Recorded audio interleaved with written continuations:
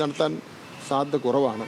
എങ്കിലും പിന്നെ വരട്ടെ, അത് കുറച്ചുകൂടെ ഞാൻ മനസ്സിലാക്കിയിട്ടുണ്ട്. കഴിഞ്ഞ 2 തെരഞ്ഞെടുപ്പിലും LDF ന്യൂനപക്ഷ പ്രീണനം നടത്തി തെരഞ്ഞെടുപ്പിൽ ജയിച്ചു. ഇപ്പോൾ ഭൂരിപക്ഷ പ്രീണനത്തിനാണ് ശ്രമിക്കുന്നതെന്നാണ് ഉയരുന്ന മറ്റൊരു പരാതി. ആരുടെ പരാതിയാണ്? അല്ല, പൊതുവെ പ്രതിപക്ഷമൊക്കെ ഉന്നയിക്കുന്നത്.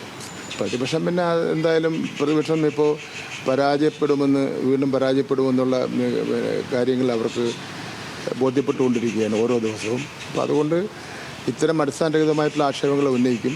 കഴിഞ്ഞ തെരഞ്ഞെടുപ്പ് സമയത്തും ഇത്തരം ആക്ഷേപങ്ങൾ ഉന്നയിച്ചിരുന്നു. ഇതിനേക്കാൾ വലിയ ആക്ഷേപങ്ങളായിരുന്നല്ലോ ഉന്നയിച്ചപ്പെട്ടത്. അതിനെ ജനങ്ങൾ തള്ളിക്കളഞ്ഞു. ഞങ്ങൾ ചോദിക്കുന്നത് വികസനവും രാഷ്ട്രീയമാണോ ചർച്ച ചെയ്യുന്നത്? ഞങ്ങൾക്ക് ഈ 2 കാര്യങ്ങളിൽ എന്താ കുറവുള്ളത്, എന്താ പ്രശ്നം ഞങ്ങൾക്ക് സംഭവിച്ചിട്ടുള്ളത്? ഇതാണ് ജനങ്ങളുടെ മുന്നിൽ പറയേണ്ടത്. ഏത് വികസനം നടക്കില്ല എന്ന് കരുതി കഴിഞ്ഞ UDF ഗവൺമെൻറ് ഉപേക്ഷിക്കപ്പെട്ട പല കാര്യങ്ങളും നടന്നുകൊണ്ടിരിക്കുകയാണ്. ഏത് മന്ത്രിയുടെ കീഴിലുള്ള ഏത് പ്രവർത്തനമാണ് മോശമാണെന്ന് പറയാൻ വേണ്ടി പറ്റുന്നത്?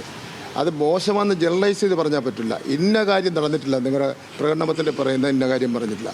ഞങ്ങളിതാ തീർത്തും പറയുന്നു, കേരള ജനതയുടെ മുന്നിൽ പറയുന്നു, ഇടതുപക്ഷ ജനാധിപത്യ മുന്നണി ഇപ്പോൾ 2ാം പിണറായി ഗവൺമെൻറ് അധികാരത്തിൽ വരുന്നതിന് വേണ്ടി അവതരിപ്പിക്കപ്പെട്ട പ്രകടന പത്രികയിൽ പറയുന്ന 98% കാര്യങ്ങൾ ഞങ്ങൾ നടപ്പിലാക്കി കഴിഞ്ഞിരിക്കുന്നു.